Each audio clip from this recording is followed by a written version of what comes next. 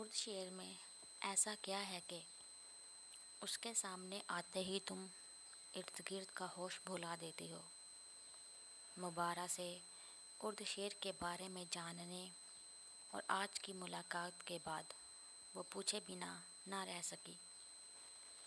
گو کہ مبارہ نے زینب سے زیادتی اور پنچایت کے فیصلے کے بارے میں اسے کچھ نہیں بتایا تھا، سوائے اس کے کہ اردو شعر اور وہ ایک ہی گاؤں سے ہیں، اور وہیں مبارہ اس سے پہلی ملاقات میں محبت کا شکار ہوئی تھی۔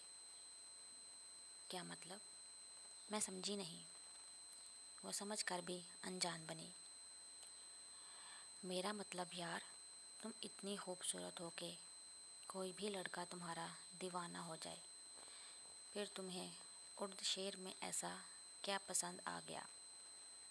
حالانکہ وہ عام سی شکل و صورت کا مالک ہے۔ عارفہ نے اس کے سامنے بیٹھتے ہوئے پوچھا۔ مبارہ خاموشی سے عارفہ کو دیکھنے لگی۔ اب وہ اسے کیا بتاتی کہ وہ اردو شعر کے چہرے کی نہیں بلکہ اس کے کردار کی اسیر ہے، جس نے گناہ کی اجازت ملنے کے بعد بھی اسے ہاتھ تک نہیں لگایا تھا۔ اور اردو شعر وہ باقی مردوں کی طرح چہرے پر مر مٹنے والا نہیں تھا، وہ تو اس سے نفرت کرتا تھا، اتنی نفرت کہ اپنی نظروں کے سامنے اس چہرے کو دیکھنا تک گوارا نہیں کرتا تھا۔ کیا ہوا؟ کہاں کھو گئی؟ اس کی خاموشی پر عارفہ نے چڑھتے ہوئے پوچھا۔ کہیں نہیں، بس تم نہیں سمجھ سکتی، مجھے اردو شعر کے چہرے سے نہیں، ان کے کردار سے محبت ہے۔ ان کا ساتھ مجھے تحفظ دیتا ہے۔ اگر میں کسی مرد کی موجودگی میں خود کو محفوظ سمجھ سکتی ہوں تو وہ صرف اردو شعر ہیں۔ وہ غیر مرئی نقطے کو گھورتی اس ایک رات میں پہنچ چکی تھی جہاں وہ اور اردو شعر تھے۔ اس کے ساتھ گزرا ہر ایک لمحہ مبارہ کے لیے کسی قیمتی اثاثے سے کم نہیں تھا۔ جو بھی ہو، آخر کو وہ ایک مرد ہی ہے۔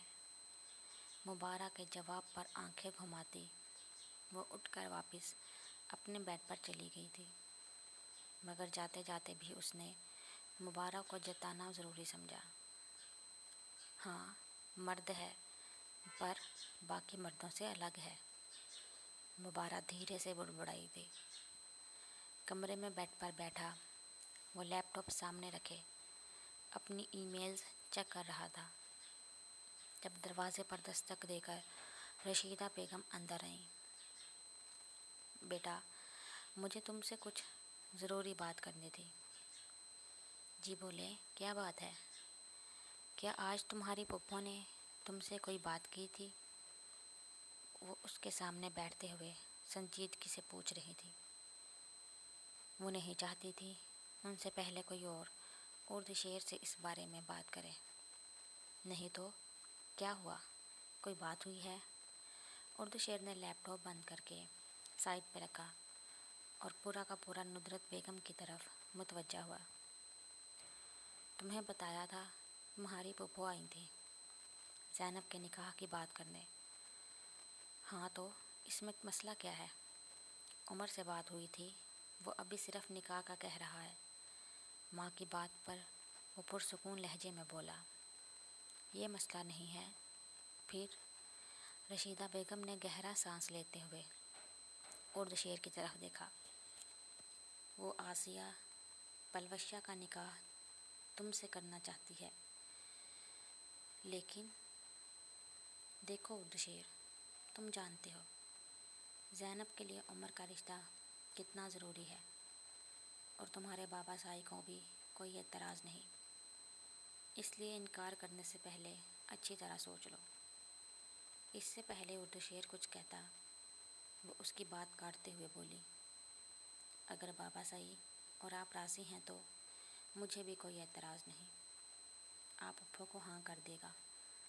اسے واقعی اس رشتے سے کوئی اعتراض نہیں تھا جو انکار کی وجہ بنتا۔ ویسے بھی وہ اپنی بہن کی خوشیوں کے لیے اتنا تو کر ہی سکتا تھا۔